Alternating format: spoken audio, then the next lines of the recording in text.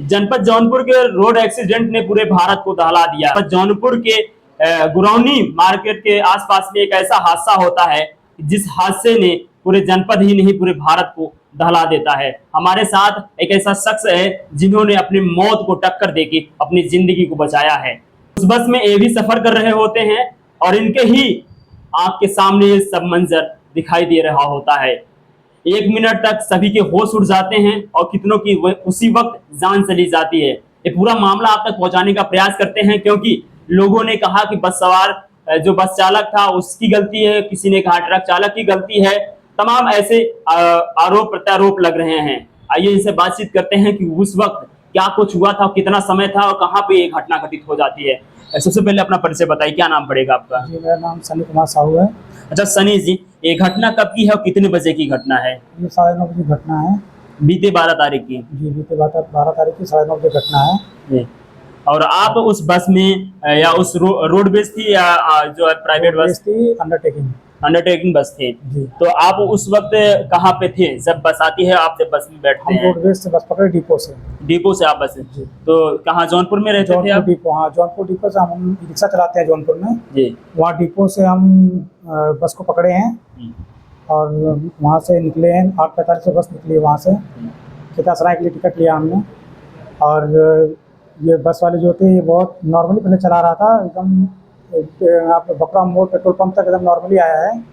फिर उसके बाद इसने स्पीड बनाना स्टार्ट किया है। अच्छा, आप रेगुलर की भांति जो रोजाना की भांति आपका आना जाना जो है रोडवेज बसेस में होते थे? रेगुलर, हाँ, शाम के टाइम अधिकतर हम रोडवेज से ही आते थे, या तो पैडिया या तो फिर ये सब कोई अंडरटेकिंग मिल जाए या तो रुपैडिया। अच्छा, आप वहाँ पे कितने दिन से जो है आप ये रिक्शा चला रहे हैं? 1 साल से। 1 साल से आप चला रहे थे, तो आपका टाइमिंग लगभग वही रहा करता होगा, तो आपके ड्राइवर से परिचय भी रहा होगा आना जाना? कोई ड्राइवर परिचय, क्योंकि हर रोज दूसरी बस हमको मिलती थी, एक ही बस नहीं मिलती थी। कभी रुपैडिया मिलती थी, कभी 8:30 वाली रुपैडिया मिलती थी, कभी कोई अंडरटेकर मिल जाती थी, कभी 9:40 से कोई मिल जाती थी, ऐसे करके मिलती थी, क्योंकि एक बस नियमित नहीं मिलती थी। अच्छा, आप जब टिकट लेते हैं, जब वहाँ पे परिचाल रोडवेज का कोई टाइमिंग फिक्स नहीं है कि ये वाली इतनी बजे आएगी, ये वाली एक बार अगर एक रोडवेज आएगी साथ में 5-6 लगातार। और आई तो आई, नहीं आई तो एक भी नहीं आती है। एक भी नहीं आती, बस खाली एक ही जो बस 2 बस है जिनका कंफर्म है रात के टाइम में। एक रुपैडिया जो 8:30 बजे आती है और एक रुपैडिया जो 10:15 बजे जाती है। एक आप जब बस में बैठ जाते हैं, जब आपका टिकट काट देते हैं, टिकट लेने के बाद आप बैठ जाते हैं, उसके बाद क्या कुछ बातचीत होना हो, क्या कुछ उसमें माहौल बनता है, क्या कुछ होता है? ड्राइवर का जो था वो डिपो में ही बातचीत हो रहा था किसी से, उसके मालिक से या किसी से भी, तो स्टेपनी और सैलरी के बारे में बातचीत कर रहे थे। स्टेपनी जो, हाँ, स्टेपनी और सैलरी के विषय में जो है जो चालक होते हैं उनके और उनके मालिक से बीच में जो है बातचीत होना शुरू हो जाता है। उसके बाद फिर वहां से बस रवाना हो जाती है, आप बस पे सवार होते हैं और साथ में टिकट लेते हैं और निकल जाते हैं साथ में। उसके बाद फिर रूट कैसे बदलता है बस की? ये बकरा मोड़ तक सही आते हैं, फिर उसके बाद बकरा मोड़ से स्पीड बनाते हैं। उसके बाद फिर यहाँ पे एक सवारी उतरती है कोरिडिया, उसके बाद फिर कोटरिया मोड़ उतरती है। अच्छा, इसके बीच में जब भकुरा मोड़ पहले जो स्पीड रही होगी, अनुमानन कितना रही होगी? भकुरा मोड़ से जौनपुर से भकुरा मोड़ के बीच में 50 तक रही होगी। 50 तक? 50-55। क्या इसके बीच में किसी को जल्दबाजी रही हो, किसी ने जाके कह दिया हो कि आप जल्दी चलिए या कुछ? नहीं, ऐसा कुछ भी नहीं था। तो वो जब वो स्पीड बढ़ाने लगा तो लोग ने कहा भैया आराम से चलो, और बोले कि हमको भैया सुबह 5 बजे 4:30-5 बजे हमको बस नंबर पे लगाना होता है और हमें रोज 4 चक्कर बनारस मारना पड़ता है। एक बार जाना, एक बार आना, फिर एक बार जाना, अप डाउन मिला के 4 चक्कर। 4 चक्कर में 450 के आसपास किलोमीटर हो जाते हैं। यहाँ से बनारस 97 किलोमीटर है और 11 किलोमीटर साधन, 100 लगभग 8 किलोमीटर, 108 किलोमीटर 4 चक्कर उन लोग को चलना पड़ता है। बताया 416 किलोमीटर बता रहा था वो डेली आपको अप डाउन करना। क्या इसके बीच में वो उस चालक के और किसी से फोन पे बातचीत हो रही हो? नहीं, किसी फोन पे बातचीत नहीं हुई थी। हाँ, किसी से बातचीत नहीं हो रही थी? नहीं, कोई बातचीत नहीं हो रही थी। और उसके बाद बस ड्राइवर ने इतना बोला कि हमको ऐसा करना पड़ता है, उसके बाद वो स्पीड पकड़ लिया बस। और पहले हम आगे फ्रंट पे ही बैठे हुए थे, टिकट लेके फिर हम आगे चले गए थे। तो आगे चले गए थे, फिर आगे बैठे हुए थे कुछ देर, जो बच्ची जो इसका ध्यान था उसको हम खिला भी रहे थे, तो मेरे साथ चल रही थी। फिर ऐसा क्या हुआ, कोटरिया मोड़ पर वो बच्ची मुझे हटाने लगी, मतलब बोली कि जाओ उतरो उतरो।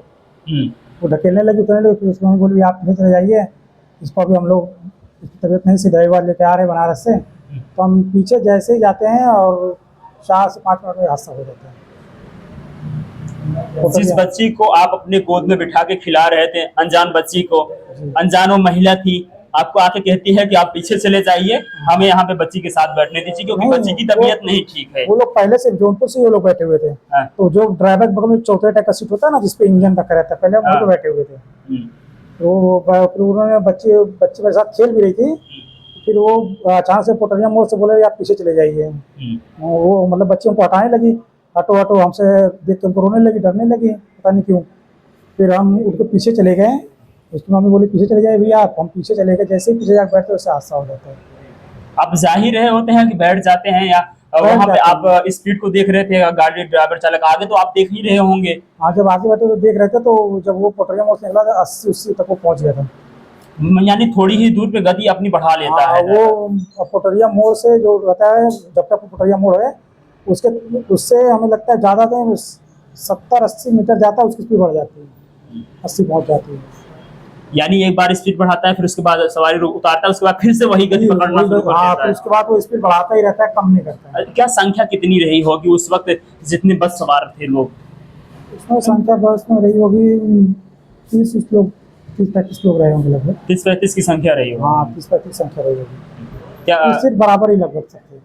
क्या वहाँ पे लोगों के बीच में बातचीत हो रही हो कि क्या क्यों इतनी स्पीड में गाड़ी चला रहे हैं, उनके जो कंडक्टर थे, प्रचालक थे, उनसे बातचीत हुई हो? तो किसी को ऐसा मालूम नहीं था ऐसा कुछ होने वाला है, सब अपने हाँ, सब अपने में मस्त है कि भाई गाड़ी तो चल रही है, पहुंचेंगे मंजिल पे। पहुंच जाएंगे। कोई तैयारी करा था कि हमको उतरना है बुरेली, कोई हमको कहेगा वो कितना सारा उतरना है। हाँ। सब हम ऐसे ही पीछे वाली पीछे से तीसरी सीट पर हम बैठे हुए थे, एकदम किनारे ऐसे करके बैठे हुए थे हम। तो जब ब्रेक लगता है तो हम खड़े होते हैं कि क्या हुआ, कहाँ इतना इमरजेंसी ब्रेक मारा है, तो फिर देखते सामने ट्रक है। जब कुछ समझ पाए जब तक तो हादसा हो जाता है और ड्राइवर गायब। यानी जो बस थी, बस अपने दिशा अपने साइड से चल रही थी, ट्रक अपने साइड से चल रहा होता है। और स्पीड लगभग कितनी रही होगी? स्पीड तो मुझे लगता है लगभग 100 तो रही होगी। 100 की स्पीड रही होगी। 100 से कम नहीं रहा। क्या कुछ ऐसा आपको ऐसा कुछ आभास हुआ या लगा कि कुछ सामने आया हो इसलिए उन्होंने ब्रेक मारा हो? ऐसा कुछ तो नहीं लगा, कुछ तो नहीं था। खैर, अब हम लोग ऐसा मतलब इतना नहीं था कि आवाज़, लेकिन वो एकदम बस सीधी चल रही थी, अचानक से ब्रेक मारा तो पूरी बस इधर भाग गई रॉन्ग साइड और जाके ट्रक में लगा दी। यानी बस और ट्रक के आमने सामने भिड़ंत हो जाती है। पहले हम सोचे बस पलट गई, पलट जाएगी, जो ब्रेक मारा ना इतनी तेज से बस घिसी है, मुझे लग रहा बस पलट जाएगी। अचानक से फिर देखते हैं डायरेक्ट ट्रक में जाकर ठोक देती है बस। और उसके बाद बस ड्राइवर क्या? बस ड्राइवर भाग जाता है, बस ड्राइवर नहीं रहता वहाँ पे। बस ड्राइवर जैसे ही ब्रेक मारता है उसके बाद गेट खोल के फरार हो जाता है। क्योंकि जब हम बाहर निकले तो वहाँ पे देखे तो ड्राइवर का गेट खुला हुआ था, ड्राइवर नहीं था उसमें। अच्छा, जब भिड़ंत तो होती है तो उसमें कितना बस का सिरा और कितना ट्रक का सिरा जो है आपस में एकदम? ट्रक में तो बहुत हल्का, हमें लगता है ट्रक में नाक बराबर नुकसान है, 5-6 हज़ार का नुकसान होगा उसका। लेकिन बस तो पूरी खत्म थी आगे से, पूरी खत्म थी जी, आगे से पूरी खत्म। आगे कितने लोग बैठे रहे होंगे? आगे 5-6 लोग बैठे थे। 5-6 लोग बैठे थे। हाँ, पूरा ड्राइवर के पीछे एक लोग बैठे थे और एक लोग इधर कंडक्टर साहब के बगल में बैठे थे, एक और कंडक्टर साहब थे वो भी बैठे हुए थे उसी में। अच्छा, आप वहां से कितनी दूरी आके बैठते हैं, कितने सीट नंबर के बाद आप आके बैठते हैं दोबारा पीछे? हम सीट नंबर पीछे से तीसरी सीट पे बैठते हैं। यानी आप एकदम पीछे चले जाते हैं? एकदम पीछे से तीसरी सीट पे। हाँ। तो वहां पे क्या कुछ हो जाता है अंदर, बस के अंदर, कि जो खामोशियां चारों तरफ छा जाती हैं और कितने की चीखें पुकार भी उस वक्त बंद हो जाती हैं जब वो घड़ी आ जाती है कि अब मौत के शिकार हो गए कुछ लोग? इसमें तो जब बस का टक्कर ट्रक से हुआ तो एक बार तो कुछ तो कोई बोल ही नहीं रहा था, हमें शायद ऐसा लगा होगा, आवाज़ होगा, कुछ आवाज़ हमको सुनाई नहीं दे रही थी, एकदम अंधेरा सा लग रहा था। एक मिनट बाद हमको एहसास हुआ कि बस बहुत कोहरा टाइप का है, मतलब सब धूल वगैरह इतना उड़ रही थी, कुछ दिखाई नहीं, बहुत डर्टी था।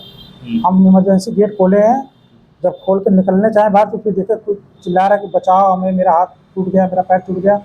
तो 4-5 लोग जो हमारे अगल बैठे थे, अगल बगल बैठे थे, उनको हम निकाले और हमको भी क्योंकि हाथ में चोट लगी तो कमर में चोट लगी थी, तो फिर हम नीचे उतर गए। हम बोले कि और लोगों को बुलाते हैं, साथ में हेल्प हो जाएगी तो निकाल लेंगे। लेकिन जब हम उतरते हैं, बाहर जाते हैं, आगे की तरफ बस पे जाते हैं, तो हम मेरे होश ही उड़ जाते हैं देख के।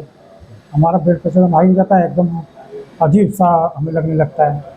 एकदम डर जाते, भयभीत हो जाते हैं। पूरी बस पे सिर्फ डेड बॉडी जैसे लट रही दिख रही थी। ये दोनों तरफ डेड बॉडी जैसे दिखाई देना हाँ, शुरू हो जाता दिखाई है। देता है। एक ऊपर एक लोग पड़े हैं, कोई गेट के जो जहाँ पे वो कंडक्टर साहब बैठते हैं, उनके कंडक्टर के नीचे एक और कंडक्टर साहब उसके ऊपर ऐसे लेटे हुए हैं। पूरा ब्लड ब्लड सब तरफ से दिख रहा है एकदम।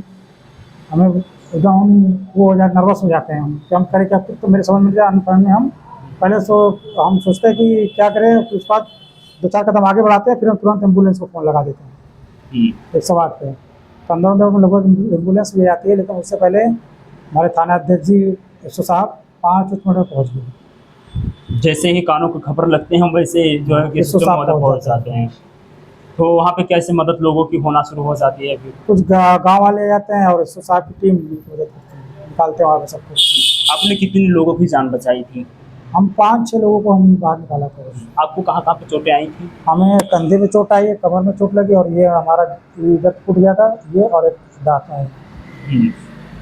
हमको इतना ही लगी। क्या आप जब वहाँ से बस से निकल के बाहर आते हैं, जब उस बाहर के नज़ारे से देखते हैं, बाहर का नज़ारा जब देखते हैं उस बस का, और जहाँ पे आप उस बच्ची को बिठा के आते हैं और जिस बच्ची की वजह से आप पीछे जाते हैं, यानी आप कहें तो आप उस बच्ची ने आपकी ज़िंदगी बचाई उस है, बच्चे ने हमारी जिंदगी बचाई है, जिसने अपने जान को जो है दे के कुर्बान आपकी करके हमारी जिंदगी बचा ली। आप वहाँ पे देखे उस बच्ची की हालत कैसी रही, उस माँ की हालत कैसी, जो आगे पे लोग बैठे एक्सपायर थे, हो चुकी थी। बच्ची ऑन द स्पॉट खत्म हो और चुकी। वही उसी का चेहरा एकदम नाच रहा। हम 2 दिन हो गया जब से हादसा हुआ, अब तक सोए नहीं हैं। 2 दिन से अभी तक सोए नहीं है? नहीं, आँख में नींद ही नहीं है, बस सर पूरा दर्द कर रहा है, नींद नहीं आ रही है। 2 दिन से नहीं सोए, बस उस बच्ची का चेहरा ही नाच रहा है हमारी आंखों के सामने। आपको हम बता दें तो जो बच्ची थी और जो उनकी माँ थी, दोनों लोगों की चिताएं एक पे जली हैं। तो खैर हम तो वहाँ गए नहीं थे, लेकिन बहुत दुख हुआ सुन के। और आज जब भी बातें होती हैं एकदम हमारा सर चकरा जाता है। उनको बस वो बच्ची हमारे ही ज़हन में आती है कि बच्ची हमारे आँखों के सामने अभी तक वो नाच रही है कि बच्ची है, तो हम क्यों उसको पीछे लेके चले गए, कम से कम बच्ची बच गई थी। लेकिन अचानक से बच्ची को क्या होगा कि वो देख के हमको रोने लगती है। पहले हमारे साथ खेलती है, फिर उसको हम देख के रोने लगती है। तो फिर वो हमको ऐसे ढकेलती है, ऐसे ऐसे, तो हम उसको कहती है भैया आप पीछे चले जाइए।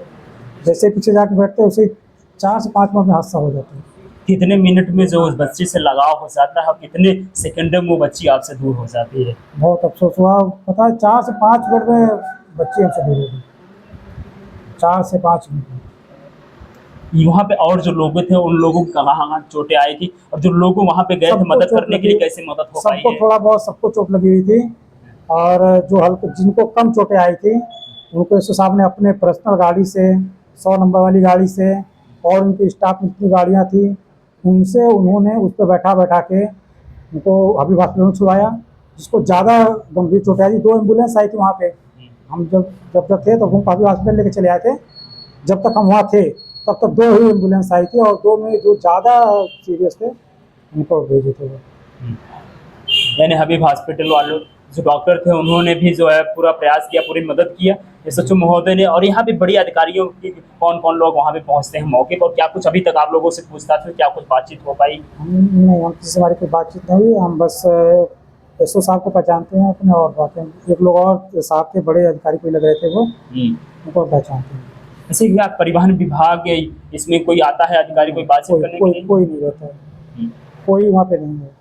ऐसा आमतौर पे हम भी देखते हैं, अगर से बात करें तो जो रोडवेज बसें चलती हैं उनकी स्पीड तो नॉर्मल बसों से हाईएस्ट ही रहती है। कई बार तो लोगों के जान बच जाते हैं जब वो ओवरटेक किया करते हैं। इसमें भी कोई नियम कानून बनने चाहिए उनके लिए भी, क्योंकि जो उनकी स्पीड होती है उस स्पीड की वजह से जो है यहाँ पे हादसा हुआ। अगर से वो स्पीड कम होती तो ना जाने कितने लोगों की जानें बच जाती।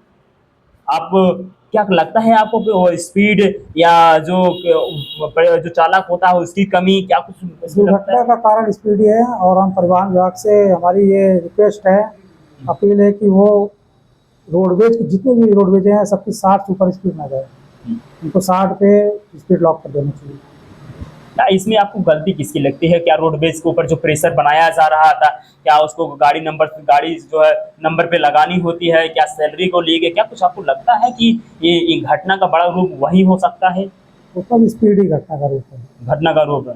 ये एक तो उसके ऊपर प्रेशर था हाँ, लगातार। वो स्टेपनी वगैरह का प्रसव वो उनका कर्मचारी वो जाने हमको उस बारे में इतना नॉलेज नहीं है, लेकिन वो दोनों लोग का था अपना, कर्मचारी का और ड्राइवर का।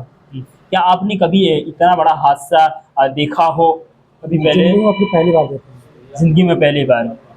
क्या अभी आपके शरीर में क्या कुछ उलझने होती हैं, क्या कुछ वो दृश्य दिखाई देती हूँ? वो तो 2 दिन से सो नहीं पाए हैं, पूरी रात जगे हैं, पूरी रात नींद नहीं आई है। जब सोते हैं तो आँख से वही सब दृश्य दिखाई देता है। आँख से वही दृश्य दिखाई देता है और आँख से आंसू निकलता है बस। कि हम काश बच्ची को लेके पीछे चले गए थे, हम बच्ची जगह हम बैठ गए, बच्ची बच जाती। बच्ची की उम्र कितनी रही होगी लगभग? हमें लग रहा है 2.5-3 साल रही। 2.5-3 साल। क्या कुछ अभी आपको कुछ पता चला कि क्या कुछ मदद हो पाएगी या कुछ सरकार से कुछ क्या अपील करना चाहेंगे आप? ऐसा कुछ अभी हमको जानकारी नहीं हम्म। है, कोई जानकारी नहीं। ये सनी जी हैं जो चश्मदीद गवाह हैं। कहें तो ये बस में सवार थे और इन्हीं की आंखों के सामने वो सब मंजर दिखाई देता है, जिस मंजर में जिस हादसे में कई लोगों की जान चली जाती है। ये भी घायल होते हैं लेकिन अपना पूरा प्रयास करते हैं लोगों की मदद करने की और लोगों की मदद करते हैं। और यहाँ पे जो ये सच्चो महोदय होते हैं वो भी लगातार जो हम मदद कर रहे होते हैं, जो भी स्टाफ जो हॉस्पिटल के लोग होते हैं, जो आसपास के आम जनमानस के लोग होते हैं, सब पूरी तरीके से मदद करने का प्रयास करते हैं। अच्छा, उस वक्त जो बस कहाँ पे पहुंची हो थी जब ये घटना हुई थी? गुरानी पेट्रोल पंप से 20-25 मीटर आगे। गुरौनी से पहले ही पहुंची थी ना? हाँ, गुरानी पेट्रोल पंप है ना, हाँ हाँ। उससे 20-25 मीटर आगे बस।